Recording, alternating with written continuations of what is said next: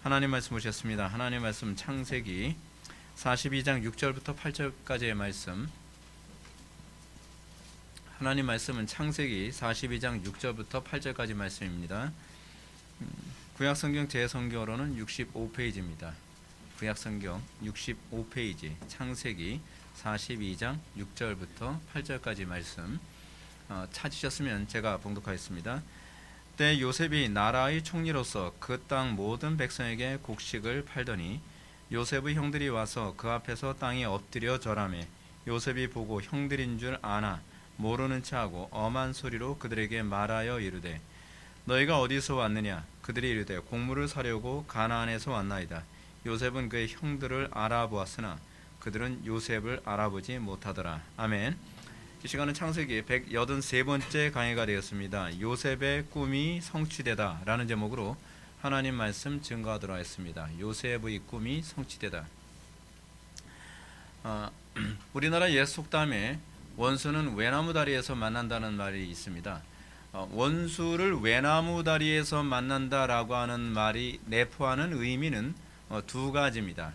첫째는 뭐냐면 원수를 만나는 장소가 예상치 못하는 곳이다 라고 하는 것이고요. 또 하나는 뭐냐면 원수를 만나는 장소가 피할 수 없는 곳이다 라고 하는 그런 의미를 내포하고 있죠. 이 속담은 사람들은 누구에게나 피할 수 없는 심판의 때가 올 수 있다는 것을 우리들에게 사실은 보여주고 있습니다.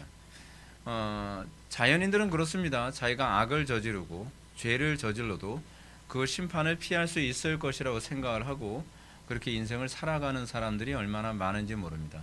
실제로 지금 우리나라의 정치권 안에서도 그런 모습이 많이 보여지죠.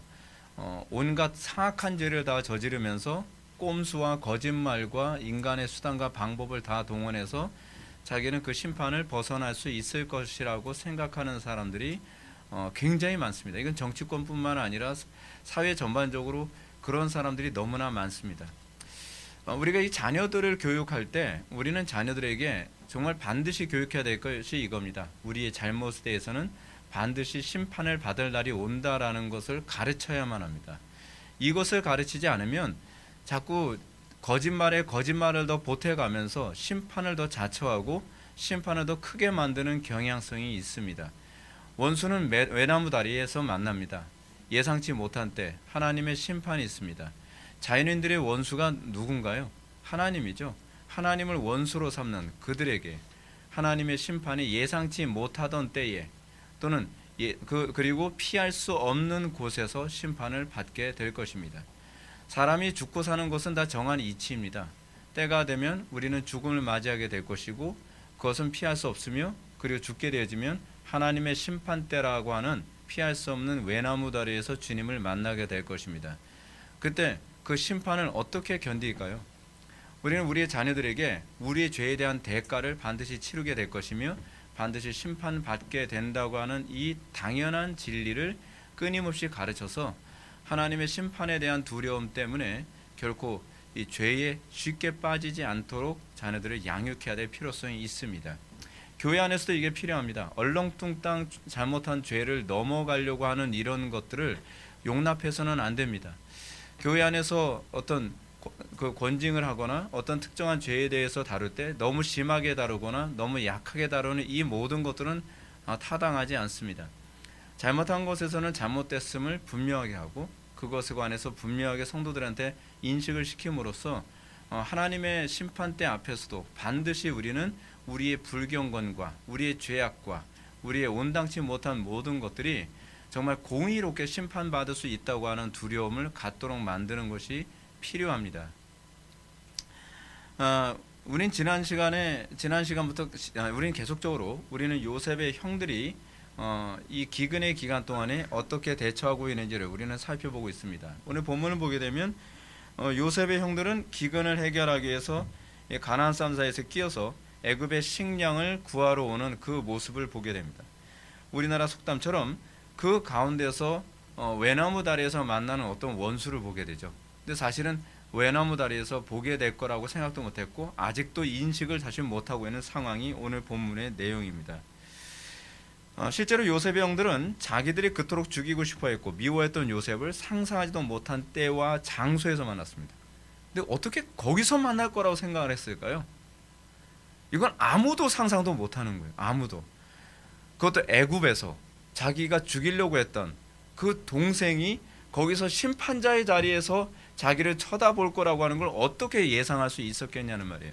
자, 오늘 본문 보면 본문 말씀 이렇게 시작합니다. 때에라고 이렇게 시작을 합니다. 이 때에라고 번역을 했는데요. NIV 성경도 가지고 있는 사람들 보시면 아시겠지만 now로 이렇게 번역하고 있습니다. 근데 번역이 적절한 번역이 아닙니다. 히브리어로는 그 본문이 뭐로 되냐면 where로 되어 있습니다. where. 물어보는 게 아니라 where라고 하는 히브리어가 있어요. 근데 where라고 하는 히브리어가 우리나라 말로 번역을 하면 and 또는 but로 번역이 되는 부분입니다. 그러니까 히브리어에는요 and와 but의 차이가 없어요. 그냥 where 하면 and 아니면 but이에요.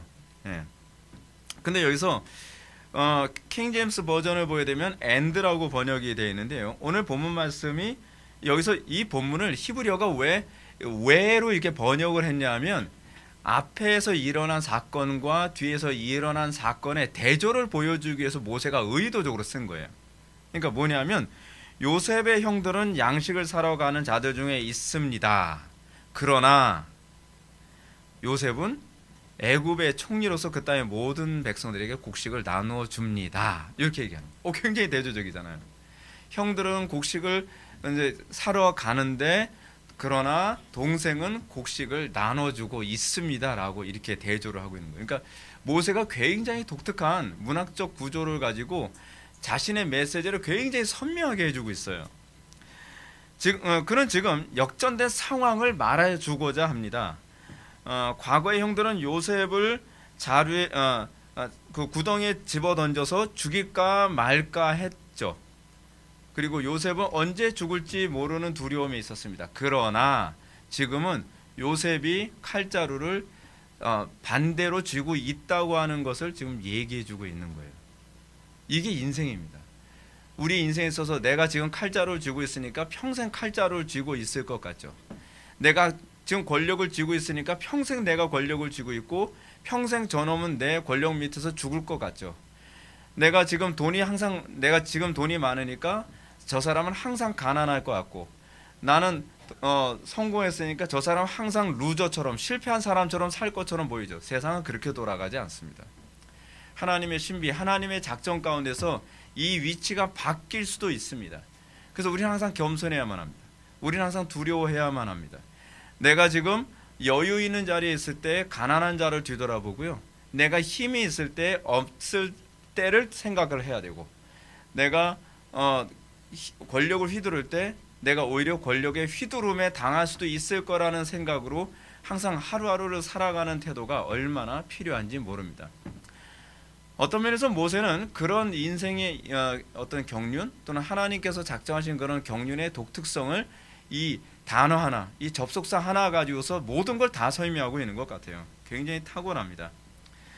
뿐만 아니라 6절 말씀은 37장 7절에서 요셉이 꿈꾸던 현실로 또 재현되고 있는 것을 보게 됩니다. 6절 보면 때에 요셉이 나라의 총리로서 그 땅 모든 백성에게 곡식을 팔더니 요셉의 형들이 와서 그 앞에서 땅에 엎드려 절하매 라고 되어 있습니다. 이 모습은 요셉의 형들의 그 곡식단이 요셉의 곡식단을 향하여 절하고 있는 모습의 성취입니다. 꿈이 드디어 현실화됐습니다. 그런데요, 형들은 이 꿈을 막을 수 있을 거라고 생각하죠. 이 꿈이 현실화되지 않을 수 있을 것이라고 생각을 했습니다. 그래서 이놈 제거해버릴까? 죽여버릴까? 그냥 노예로 팔아버리면 바닥치는 인생으로 살다가 가겠지 이제 그렇게 생각을 했겠죠. 죽이든지 그래서 노예로 팔아버린지. 아니, 노예로 팔아버렸는데 이 노예가 총리가 될 수 있을 거라고 누가 생각을 했겠습니까? 노예로 갔으면 평생 저렇게 살다가 죽는 거죠.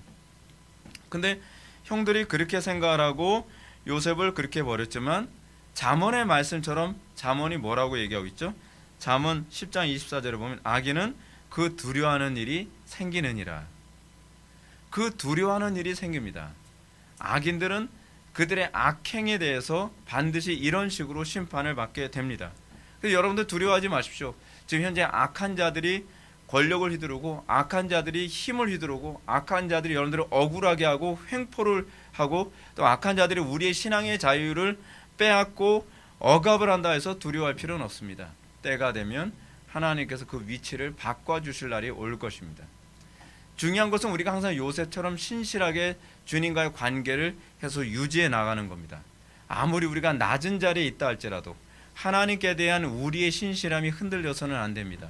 아무리 어려운 상황이 있다 할지라도 하나님께 대한 우리의 이 순결함이 절대로 흔들려서는 안 됩니다.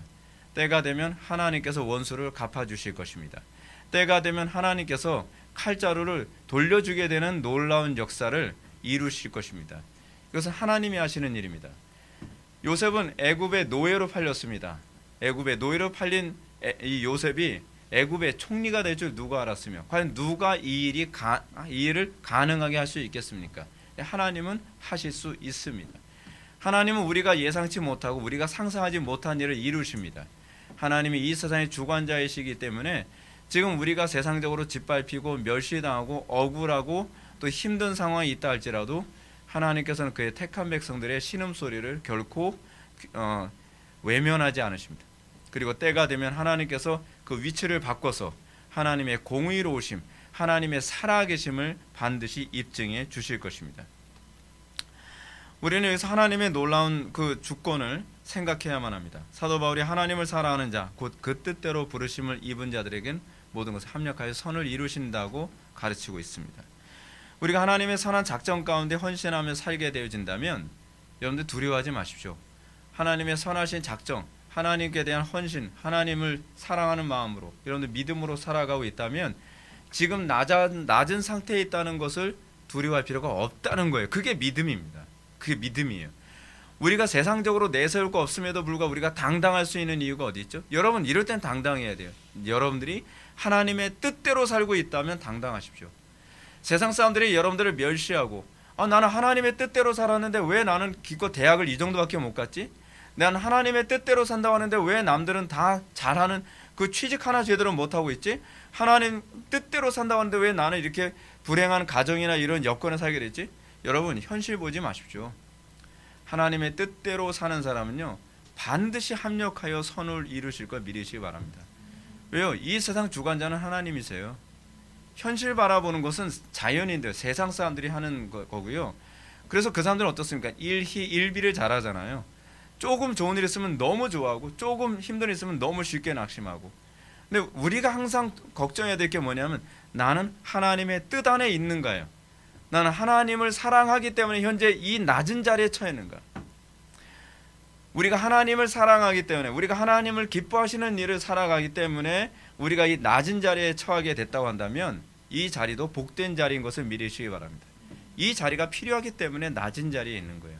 하다못해 망하는 것조차도 그 자리가 우리에게 복이 될 것을 믿으시기 바랍니다.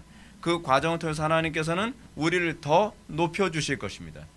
하나님께서는 예수님을 부활시키기 위해서 하나님께서는 먼저 죽음의 허용을 하셨어야만 했습니다.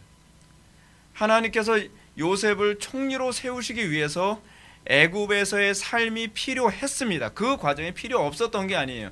단순히 겸손만을 위해서 필요했던 것이 아니라 그가 애굽의 이 노예나 또 애굽의 그 죄수의 삶을 통해서 그는 총리로서의 필요한 모든 경험을 다 갖추게 하신 것입니다. 여러분들이 현재 납득할 수 없는 고난과 어려움이 있다 할지라도 하나님께서 보시기엔 그것이 필요하기 때문에 주신 것입니다. 악한 자들은 우리를 멸시하고 악한 자들은 우리를 넘어뜨리려 하나 그 모든 것들이 결국 합력하여 선을 이룰 것입니다. 하나님께서는 우리를 더 복되게 하기 위해 악한 자들을 사용하십니다. 그것이 섭리입니다. 이 세상의 모든 것들은 다 하나님의 은혜 가운데 있습니다. 우리가 잘 아는 것처럼 요셉의 형들은 하나님께서 요셉에게 보여주셨던 꿈이 마음에 들지 않았습니다.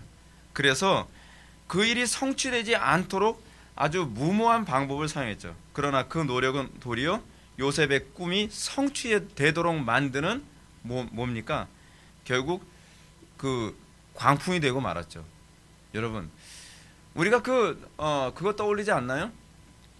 바울이 그 광풍을 맞아서 그 배가 파손은 됐지만 그 광풍 때문에 오히려 목적지로 더 빨리 가게 됐다는 거 여러분 기억하지 않나요? 우리의 인생에 있어서 우리가 하나님의 뜻대로 사는 것 때문에 광풍을 만날 때가 많이 있습니다. 물론 그 광풍은 우리의 배를 파손시킬 겁니다. 그 광풍 때문에 우리는 많은 상처를 받기도 할 것입니다. 그러나 광풍이 세면 세수록 우리의 목적지는 더 빨리 가게 될 것입니다. 요셉은 지금 형들의 광풍 때문에 애굽으로, 노예로, 그리고 죄수로의 길을 갖게 됐지만 그 과정은 결국 총리로 가게 만드는 촉진제의 역할을 한 것입니다. 이것입니다. 하나님께서는 이런 방식으로 모든 것을 합력하여 선을 이루십니다. 저는 우리나라에서 일어나는 경제적인 어려움, 정치적 어려움, 사회적 어려움 또는 기독교에 대한 어떤 박해, 이 사건 저는 필요하기 때문에 주시는 것이라고 저는 믿습니다. 우리는 범사에 감사해야만 합니다. 하나님께서는 이 과정을 통해서 우리에게 더 큰 복을 주실 것입니다. 때로는 여러분들은 납득하지 못하는 가정적인 환경들, 납득하지 못하는 사회적 환경들, 또는 납득하지 못하는 건강의 문제, 이 모든 것들이 여러분들은 납득될 수 없을 것입니다. 아니, 납득할 수 없는 게 정상입니다. 왜냐하면 우리는 하나님이 아니니까요. 그런데 우리는 분명히 한 가지 알 수 있는 것이 있습니다. 왜냐하면 그 하나님은 선하시다는 것입니다. 그리고 하나님은 항상 우리에게 최고의 것을 항상 채워주신다는 사실입니다. 저는 지난 한 해 2020년 한 해를 생활하면서 저는 이거 붙들면서 얼마나 많은 부유함과 은혜와 기쁨을 누리며 살았는지 모릅니다. 2020년 한 해 동안 여러분들도 잘 알고 있는 것처럼 저는 굉장히 납득하기 어려운 많은 그 어려움과 고난과 그런 많은 충돌을 많이 경험을 했습니다. 근데 저는 뭐 납득이 돼서가 아니라 그분이 미쁘시기 때문에 또는 그분에 대한 사랑과 믿음이 이전보다 더 강해졌기 때문에 저는 감사할 수 있었고 기뻐할 수 있었고, 그래서 여러분들이 보셨던 것처럼 저는 작년 한 해 여러분들한테 정말 감사하다는 표현을 굉장히 많이 했잖아요. 근데 그것이 그냥 목사이기 때문이 아니었어요. 저는 진짜 감사했어요. 그리고 믿어졌어요. 그 과정이 저한테 필요했기 때문에 주셨다고 저는 믿어졌고, 그 과정을 주신 하나님이 선하심이 믿어졌어요. 근데 믿고 나면 불평 안 하게 잘했다라고 생각될 때가 얼마나 많은지 몰라요. 지나고 나서 보면 역시 그 소리가 또 나와요. 역시 하나님께서 나한테 이게 필요하시니까 주신 거였구나.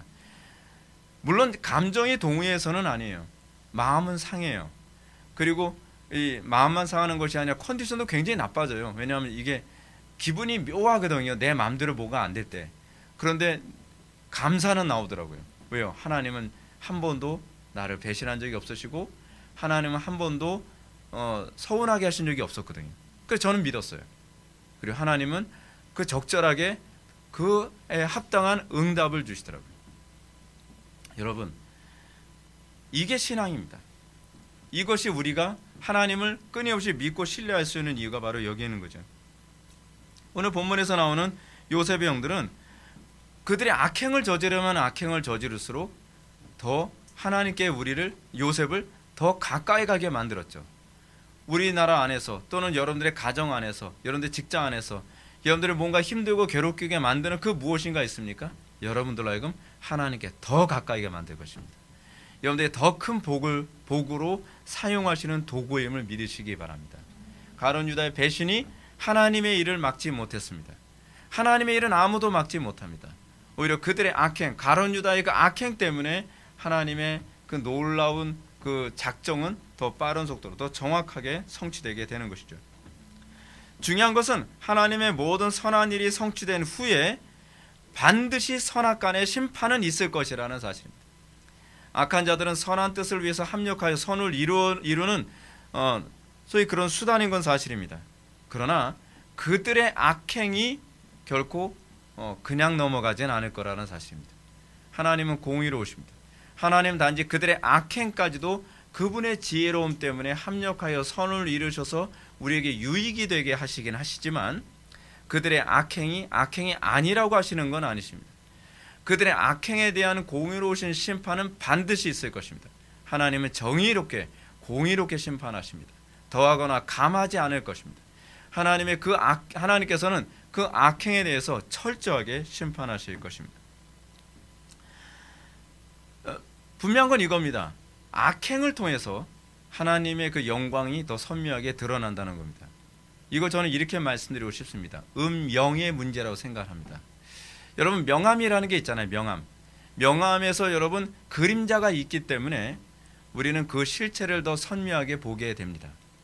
하나님의 영광이라고 하는 이 탁월함이 드러나기 위해서 하나님께서는 그 악행을 허용하시는데, 그 허용의 이유는 무엇이냐면 항상 하나님의 영광을 위해서입니다. 하나님의 영광을 더 선명하게 드러내기 위해서죠. 여러분들 이제 그림 그리는 걸 여러분들 한번 보게 되면 뭐 유튜브 같은 데서 이제 그림 잘 그리는 사람들이 스케치하는 걸 보게 됩니다. 스케치를 하든지 뭐 어떤 사람은 뭐 아예 다이렉트로 그냥 물감 가지고 그리는 사람도 있는데, 스케치를 할 때 보면은 그 스케치가 결국 무엇입니까? 그 실체를 그리는 것이 아니라 실체를 선명하게 만들기 위한 어둠을 그리는 겁니다. 그래서 그 어둠을 그리는데 그 어둠이 선명하게 나오면 나올수록 실체가 선명하게 드러나죠. 그게 바로 스케치의 특징이잖아요. 세상이 어둡다고 여러분들 좌절됩니까? 우리는 그렇게 얘기합니다. 세상이 어두워서요 하나님의 영광이 안 나타나는 것 같아요. 그렇지 않아요. 세상이 어둡기 때문에 빛을 발하면 더 선명하게 드러나는 것입니다. 하나님께서는 그래서 우리에게 그 어둠 가운데서 빛으로 살라고 말씀하시는 거예요. 어둡기 때문에 빛의 그 탁월함이 더 선명하게 드러나는 것입니다. 어둡기 때문에 가치가 드러나는 거죠.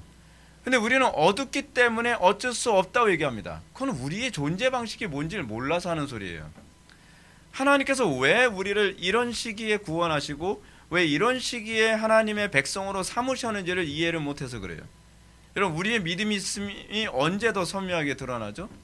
여러분, 편안할 때요? 풍요로울 때? 안락할 때? 문제 없을 때인가요? 아니죠. 여러분들이 그리스도 안에 있는가?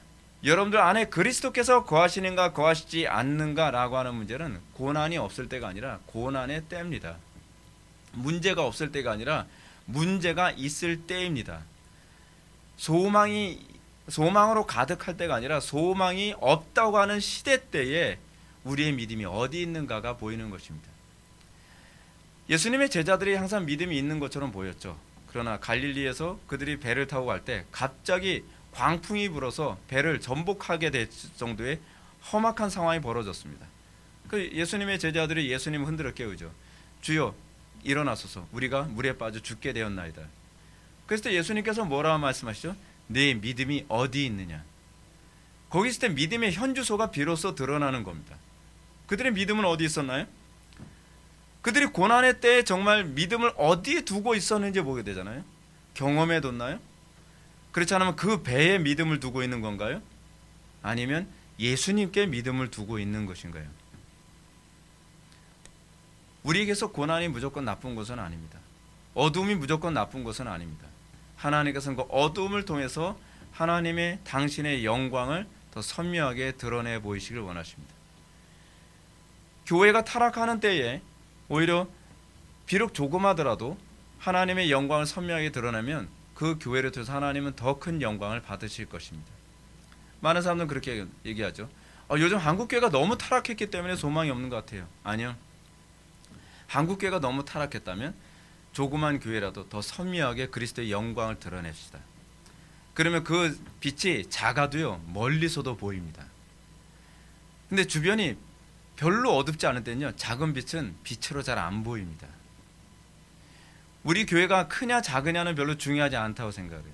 저는 2021년을 맞이해서 우리 교회가 얼마나 큰 빛을 드러내느냐가 중요한 것이 아니라 얼마나 선명한 빛을 드러내느냐가 전 더 중요하다고 생각을 합니다. 그래서 더 정확하게 하나님 말씀대로 목회를 하고 싶고요. 더 정확하게 교회를 성경적으로 하고 싶고 성도들 한 명 한 명이 더 정확하게 신앙의 카테고리 안에서 신앙생활하기를 원하는 거예요. 빛이 선명하다면 우리는 그 빛이 크지 않아도 먼 데서도 그 빛을 보게 되는 역사가 나타날 것입니다. 저는 개인적으로 그렇게 생각해요. 우리 교회가 별로 크지도 않은데, 작지도 않은 교회가 아니라 별로 크지도 않은 교회인데, 작지도 않은 교회였으면 좀 좋겠어요.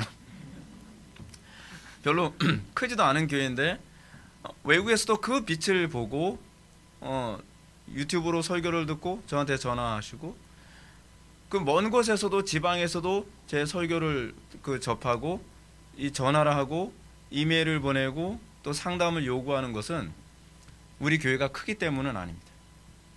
그것은 그냥 선명하기 때문입니다. 그래서 사람들이 그 작지만 그 선명한 빛을 보고 연락도 하고 또 계속적으로 이 부족한 설교도 듣고 그런 것이 아닌가 하는 생각이 됩니다. 우리가 이 요셉 사건을 이제 신약의 관점에서 다시 한번 생각해 볼 필요성이 있습니다. 제가 요셉의 사건을 강의하면서 자주 언급하는 것처럼 요셉은 예수 그리스도의 예표입니다. 예수 그리스도께서 요셉처럼 성경의 예언과 같이 온 세상이 머리를 숙이는 만왕의 왕으로 등극하게 되어 있죠. 그 예수님에 대한 예언입니다. 마치 요셉의 형들이 꿈을 꾸고 요셉이 왕이 또는 이 총리가 되는 것을 꿈을 꾼 것처럼 이미 선지자들이 수많은 선지자들이 장차 오시게 될 예수 그리스도께서 만왕의 왕이 될 거라는 것을 예언했습니다. 근데 모든 사람들이 그걸 좋아하는 건 아니었죠. 그렇죠? 예수 그리스도께서 장차 모든 피조물들을 그 바람에 꿇고 모두 머리 숙여 그리스도를 경배하게 되는 것을 싫어하는 사람들이 있었습니다. 그들이 예수님을 대적하죠. 누구처럼요? 요셉의 형들처럼요. 그들은 예수님께서 베들레헴에 태어나셨다는 소식을 듣자마자 어떻게 좋아한 게 아닙니다. 죽여야 된다. 그렇죠? 예수님을 죽일 수 없게 되니까 예수님이 태어나던 해를 전후해서 아이들을 다 잡아 죽이는 경악스러운 범죄까지 저질렀습니다. 누구처럼요? 요셉의 형들처럼요. 실제로 그 죽이려고 했던 사람들은 유대인들이죠. 형제들입니다. 그들의 악행은 여기서 끝나지 않습니다. 그들은 예수님의 나이가 30살이 됐을 때 공생의 사역을 하게 되면서 끊임없이 예수님의 왕됨을 기뻐하지 않고 어찌하든지 죽이려 했습니다. 결국 예수님은 그들의 시기와 질투로 말미암아 모함을 받아서 십자가에 못 박혀 죽으시기까지 하셨죠. 누구처럼요? 요셉의 형들처럼요. 너무 예수 그리스도 예표로서 선명하지 않나요? 너무 선명합니다. 예수님도 형제라고 할 수 있는 유대인들에게 의해서 순환당하시고 결국 죽임을 당하셨습니다. 그리고 그럼에도 불구하고 예수님의 죽으심은 인류의 죄를 속죄하시는 하나님의 섭리로 사용을 하게 됐죠.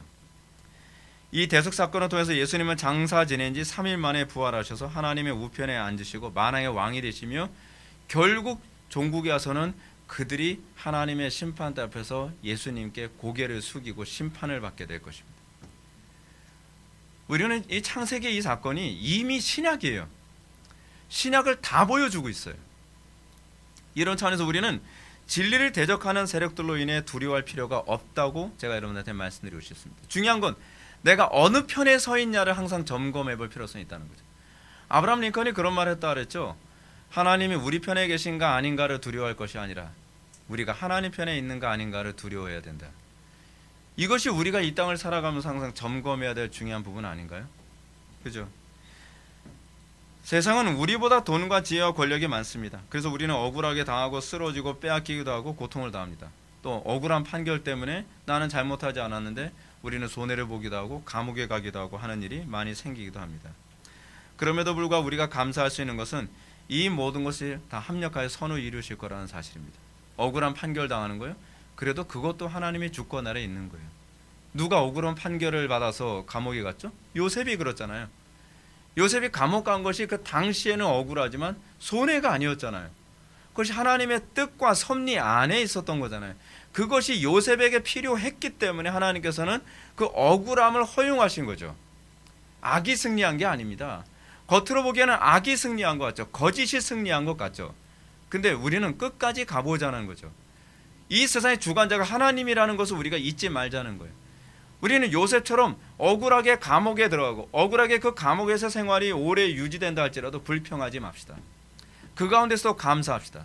그 가운데서도 하나님이 주관자이심을 인정하고 하나님의 주권을 선포할 줄 아는 그런 성숙한 믿음의 태도를 우리는 소유해야만 합니다. 때가 되면 악한 자들은 공의로 심판을 받게 될 것입니다. 현세에서 심판을 받지 않는다 한다면 죽어서라도 하나님의 심판대 앞에서 공의로운 심판을 받게 될 것입니다. 그것을 믿는 것이 신앙입니다. 하나님은 공의로우십니다. 하나님은 악한 자들을 때가 되면 공의롭게 적절하게 심판할 것입니다. 심판은 요셉의 형들처럼 하나님의 나라의 꿈을 적극적으로 대적한 사람들에게만 임하는 것이 아닙니다. 여기서 우리가 분명히 기억해야 될 게 이거예요. 누가 심판의 대상이냐에 관한 문제를 창세기에 잘 설명해 주고 있는 거죠. 요셉의 꿈에 어떻게 반응했느냐가 그가 심판받는 사람이냐 아니냐에 관한 문제라는 사실입니다. 여러분, 근데 이 개념이 사실은 누가복음에 나오는 심판의 개념으로 그대로 나타납니다.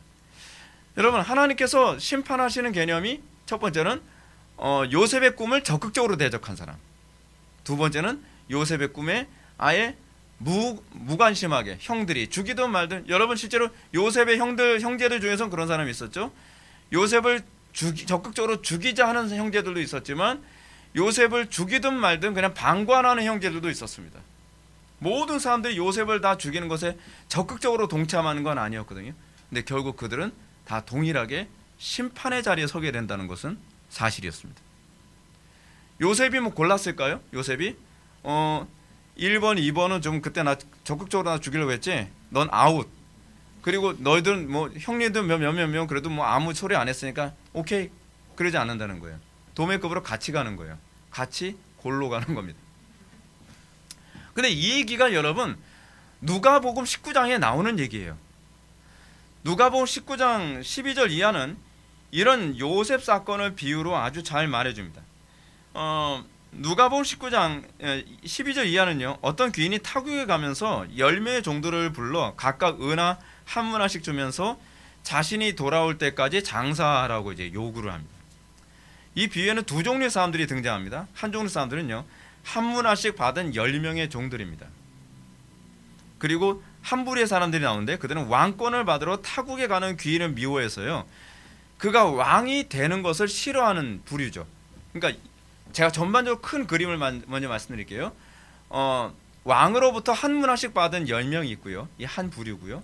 또 다른 부류가 있는데 이 한 부류는 뭐냐면요, 그냥 적극적으로 그 귀인이 왕위를 받아가지고 오는 게 싫어서 어떻게 하든지 왕이 안 되도록 막으려고 하는 부류입니다. 첫 번째 부류 사람들은 예수 그리스도의 제자로 부름받은 사람이라 할 수 있겠죠. 근데 여기서도 또 두 부류로 또 나눠지게 됩니다. 문화는 받았는데 어떤 사람은 그 문화를 가지고서 그 장사를 열심히 해가지고 남긴 사람이 있는가 하면 어떤 사람은 아무것도 남기지 않고 문화를 묵힌 사람입니다. 여기서도 두 부류로 나눠지는 거죠. 첫 번째 부류에 대해서 한번 좀 생각해 볼까요? 그래서 이 문화를 남긴 사람들은요, 소위 하나님의 나라에 등극하고 그들은 하나님 나라의 복을 받는 사람들입니다. 그런데 문제가 뭐냐면 문화를 남기지 않은 사람들입니다. 문화를 남기지 않은 사람은 어떻게 되는 거죠? 그도 바깥 얻은 데서 슬피 울며 이를 갈게 된다는 사실입니다. 우리는 이 부분부터 우리는 좀 조심해야 될 것 같습니다. 소위 오늘날 문화를 맡음 받았다라고 하는 것은요, 교회에 다니는 사람들이죠. 근데 교회 안에도 두 종류의 사람이 있습니다.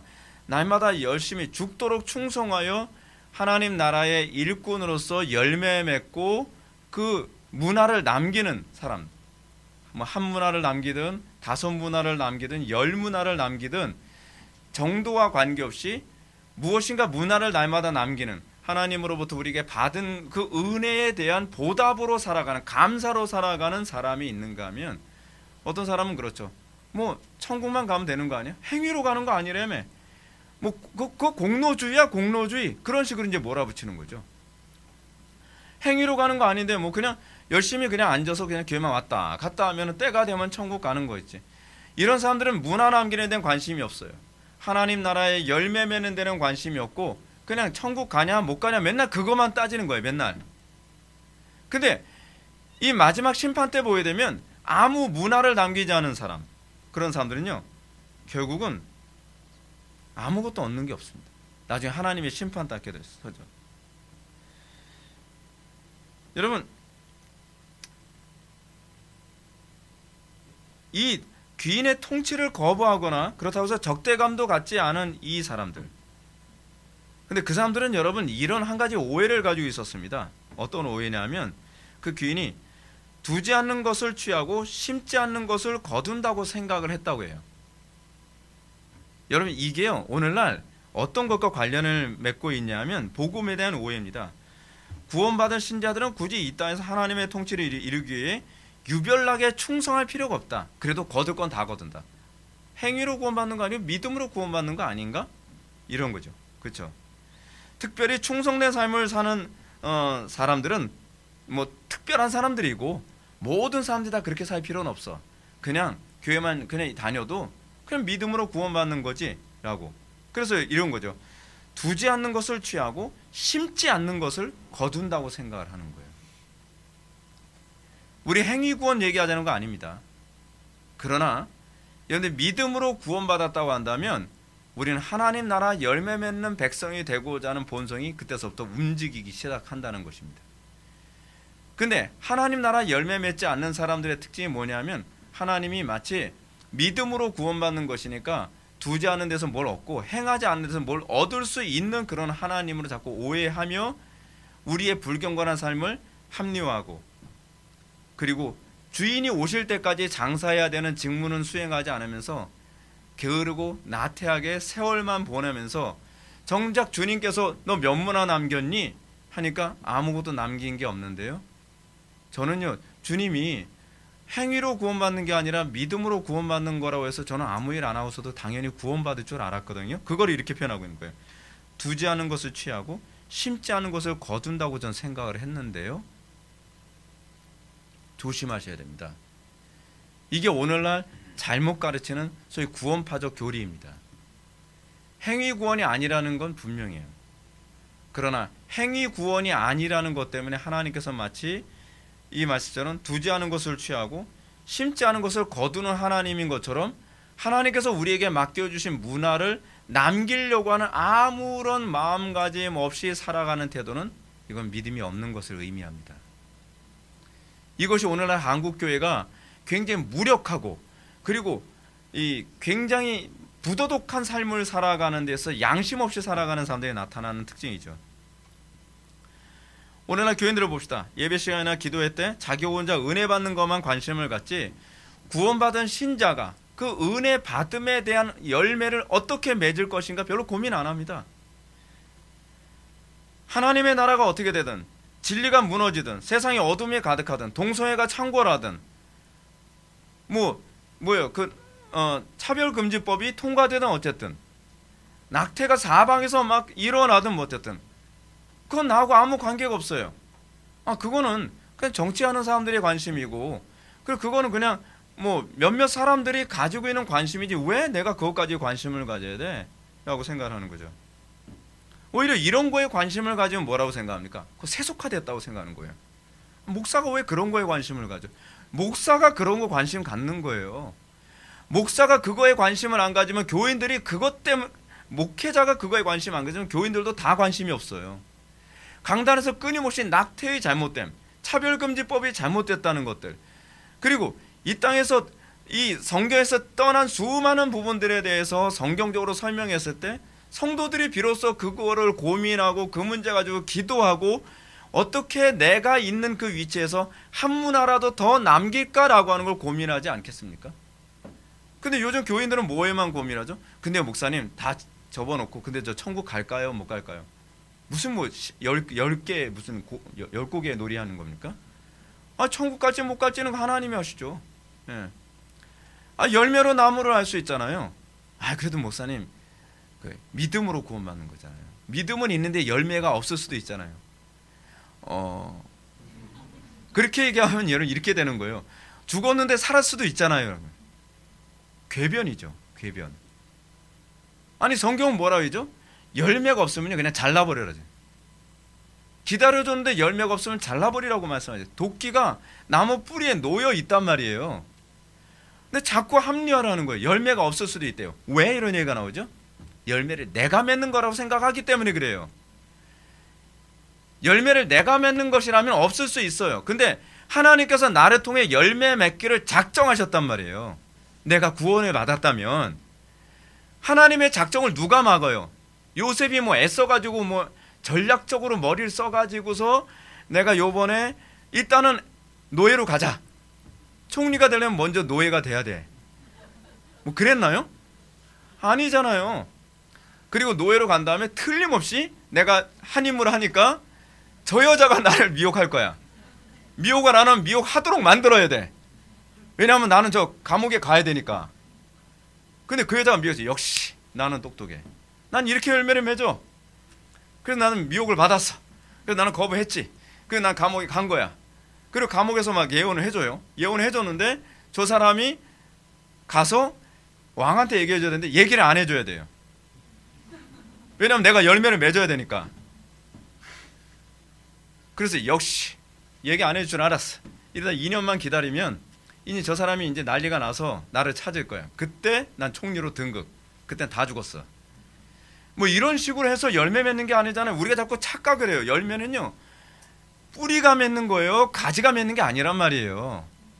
그러니까 자꾸 우리가 이런 인본주의적 사고방식 때문에 열매를 못 맺을 수도 있잖아요 라는 얘기가 자꾸 나온단 말이에요. 열매는요, 하나님의 작정과 관련을 맺고 있어요. 이 부분을 잘 보여주는 것이 뭐죠? 그게 바로 요한복음 15장이잖아요. 포도나무와 가지. 포도 열매 누가 맺는다고요? 가지가 맺는다고 말씀하고 있잖아요. 근데 열매 못 맺어도 천국은 가죠. 답답한 거죠. 열매를 못 맺으면요, 가지가 나무하고 연결이 접붙임이 안 됐다는 얘기예요. 근데 우리는 자꾸 내 기질이요, 뭐 제 기질은요 우유하고 뭐 밀크를 섞었는데 어떻게 하죠? 뭐 우유부단. 자꾸 이런 식으로 생각해. 이건 기질하고 아무 관계 없어요. 하나님의 주권과 관련을 맺고 있는 거예요. 주권과. 여러분, 이 창세기에서 여러분 제가 계속 강의하면서 말씀드린 게 무엇입니까? 구원은 행위가 아니라 믿음으로 받는 거라고 했습니다. 그러나 하나님께서 구원을 주신 데는 목적이 있다고 하죠. 우리가 구원을 받으면요, 하나님은 내 의지와 관계없이 그 목적을 성취하십니다. 하나님께서 우리에게 구원 주신 것은요, 그 목적을 성취하기 위해서요. 목적이 먼저고 그 다음에 구원이에요. 하나님께서 우리를 통해서 열매를 이미 규정하셨고요, 그 열매를 맺기 위해 나를 선택하신 거예요. 그러니까 순서를 우린 자꾸 거꾸로 생각한다니까요. 내가 열매를 안 맺고 싶다 해서 안 맺는 게 아니에요. 왜냐하면 그럼 하나님의 주권과 하나님의 작정이 틀어지잖아요. 하나님의 작정 선상에서 우리가 구원을 받아 그 열매를 맺는 거예요. 그래서 우리는 열매를 은혜라고 얘기하는 거예요. 내가 맺은 게 아니기 때문에, 내가 계획을 해서 맺은 것이 아니라 하나님의 주권과 작정이 이미 그 열매를 맺도록 작정됐고, 나는 그것을 나같이 미련하고 부족하고 연약한 나를 선택하셔서 그 열매를 맺게 하셨기 때문에 솔리데오 글로리아, 오직 하나님께만 영광, 솔라 그라티아, 오직 하나님의 은혜라고 고백을 하는 거죠. 그죠? 간혹 어떤 사람들은 이 땅에서 자신이 구원을 받았으니 걱정할 필요 없다, 이제 이 세상의 것들을 누리고 즐기자라고 생각하는 사람이죠. 왜요? 우리는 구원 받았으니까. 구원을 받았다면 이런 사고가 안 돌아간다니까요. 우리는 자꾸 어떤 사람만 지옥 간다고 생각합니까? 예수님을 십자가에 못 박기 위해서 애쓴 사람. 아니에요. 여러분, 구약에서 보게 되면요, 구약에서 여호와의 전쟁에 참여하지 않은 모든 사람들이 여호와를 대적한 모든 사람과 똑같은 방식으로 진멸의 대상으로 들어갑니다. 그것이 구약에서 계속적으로 얘기하는 바예요. 여러분, 왜 단지파가 요한계시록에서 이름이 빠졌죠? 단지파는 가나안 전쟁에 참여를 안 했거든요. 하나님을 대적해서가 아니라 가나안 전쟁을 하라고 했는데, 여러분 사사기에 보게 되면 단지파가 이 철병거가 있는 가나안 족속들과 싸우는 것이 두려워가지고 하나님께서 주신 그 기업으로부터 도망 나와서 힘없고 평화롭게 잘 사는 사람들한테 가가지고서 그 사람들 때려 부수고 거기 장악해가지고 살면서 그 이후부터 단지파는 사사기 이후에는 안 나타난단 말이에요. 요한계시록에서는 아예 단지파는 빠져버리죠. 기업 얻을 백성으로서의 그 지파에서요. 적극적으로 하나님을 대적한 사람들만 지옥의 대상이 아니라 하나님 나라 전쟁에 참여하지 않은, 열매 맺지 않는 모든 사람들이 거기에 참여하는 거죠. 거기서 이거를 문화로 얘기하는 거죠. 한문화 받은 사람의 문제가 뭐예요? 그는 문화를 받았어요. 소위 그도 교회에 다녔단 말이에요. 다녔는데 뭐가 없어요? 열매를 맺지 않아요. 장사를 안 했어요. 장사해서 열매를 맺었어야 되는데 열매를 맺지 않죠. 그런 사람들이 나중에 뭘 당하는 거죠? 부끄러움을 당하겠죠. 선지자 아모스는 이렇게 얘기합니다. 화 있을진저 여호와의 날을 사모하는 자요. 왜 사모하죠? 하나님을 자기는 대적하지 않았다고 생각을 하니까. 난 하나님 앞에서 아무 문제가 없는 노플라브럼이라고 생각을 했으니까요.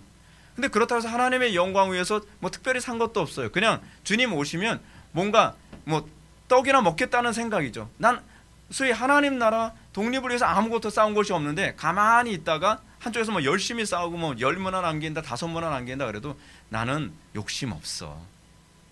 그냥 주님 오시면 난 평민으로도 살아도 좋으니까 그냥 그날 오시면 좋지 뭐. 그런 건가요? 우리는 간혹가다 굉장히 겸손한 사람들 많이 봅니다. 어떤 사람은 저는 열심히 하나님 나라 이용해서 헌신해서 그 영원한 천국에 가면 저는 63 빌딩에 살 것 같고요. 저는 엠파이어 스테이트 빌딩에 살 것 같고요. 뭐 이런 얘기 막 해요. 저는 욕심 없고요. 저는 그냥 초가집에 살아도 저는 좋습니다. 그거 겸손 아닙니다.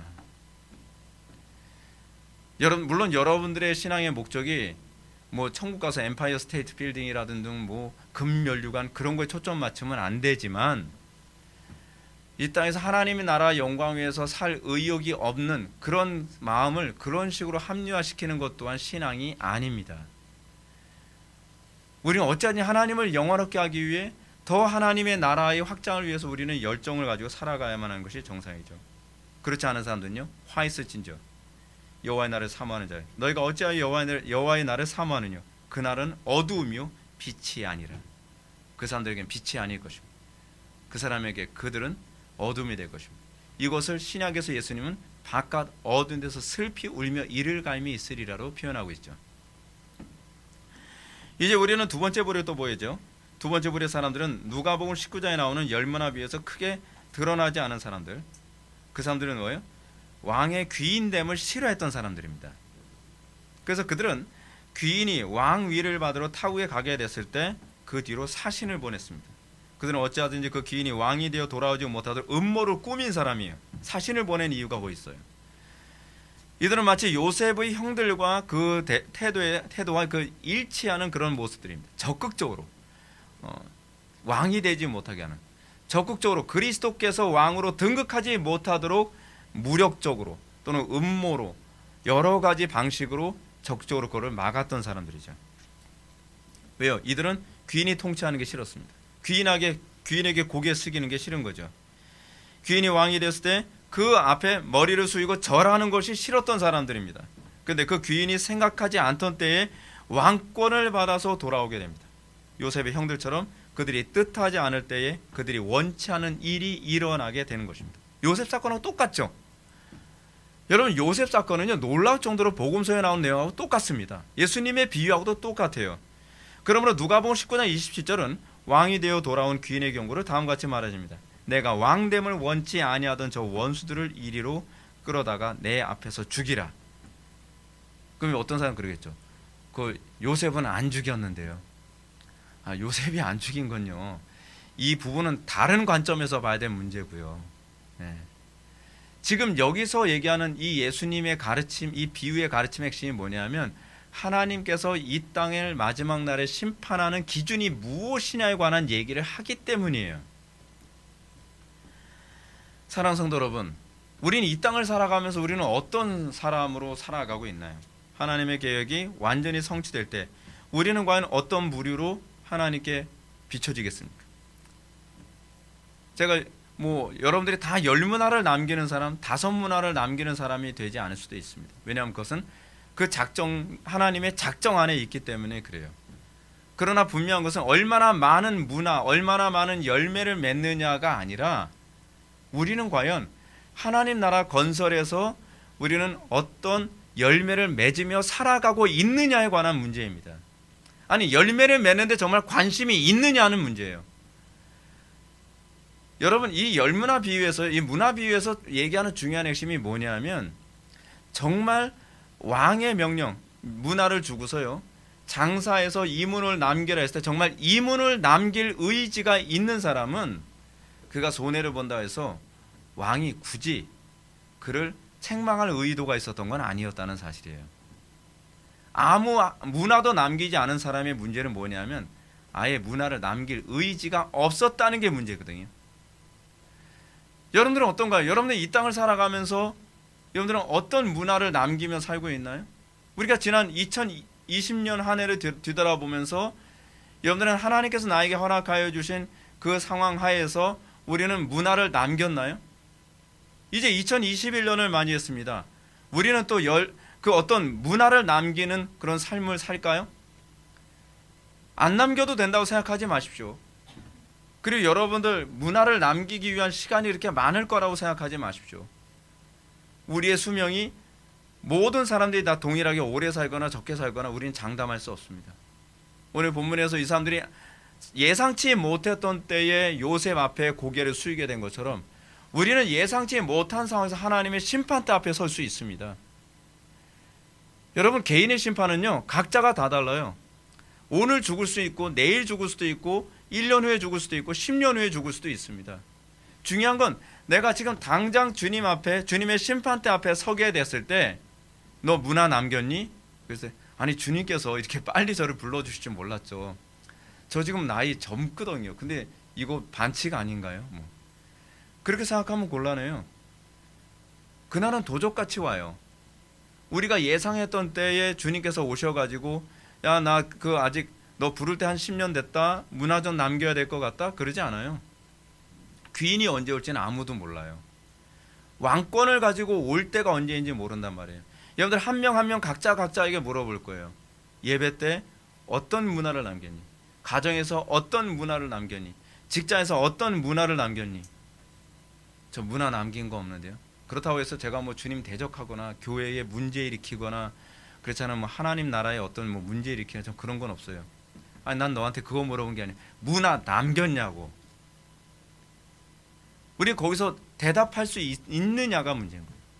우리는 날마다 그 문화를 남기고자 하는 그 열정 가운데 우리는 살아가는 그 생명이 내 속에서 꿈틀대고 있느냐, 이제 그걸 제가 여러분들한테 묻고 싶은 것입니다. 하나님의 계획이 완전히 성취될 때 우리는 어떤 부류의 사람이 될지, 우리는 누가복음 19장의 비유로 생각해 볼 때 우리는 주님의 왕됨을 기뻐하며 어떻게 하든지 그 주님의 왕됨을 더 선명하게 드러내고자 하는 인생을 하루하루, 한 주 한 주, 1년 1년을 우리가 살아가고 있는지 우리는 좀 고민해 봐야만 합니다. 우리가 만약에 조금이라도 당신, 즉 하나님은 두지 않은 것을 취하고 심지 않은 것을 거두는 분이라고 생각하면서 스스로 천국의 날만, 천국에 들어갈 날만 기다리면서 뭐 공짜로 얼렁뚱땅 세월만 보내면 그냥 천국만 그냥 들어가는 것처럼 생각하고 있다면 여러분들은 잘못 알고 있는 겁니다. 하나님 그렇게 호락호락하지 않고요. 하나님 그렇게 대충대충 하시는 분 아니십니다. 우리 속에 생명이 있다면 우리는 그의 왕됨을 기뻐하고 어떻게 하든지 그의 왕됨을 더 선명하게 하고자 하는 그런 열정에 붙잡힌 바 돼서 나에게 주어진 달란트, 나에게 주어진 환경, 나에게 주어진 여건 속에서 어떻게 하면 한 문화라도 더 남길까? 아니, 어떻게 하면 반 문화라도 더 남길 수 있을까라고 하는 열정에 여러분들 붙잡혀야만 합니다. 그것이 생명이 있는 사람, 영생을 소유한 사람에게 나타나는 특징이며, 그리고 그런 사람에게 주님께서 도적같이 오셨을 때 그날은 어둠이 아니고 빛으로 여러분들에게 영광스럽게 여겨질 것을 믿으시기 바랍니다. 기도하시겠습니다. 사랑이 많으신 하나님, 우리가 오늘 시간 요셉의 형들이 통해서 그들이 생각지 않던 때에 심판에 서게 되고 생각지 않던 때에 요셉의 꿈이 성취되는 것을 우리가 살펴보게 되었습니다.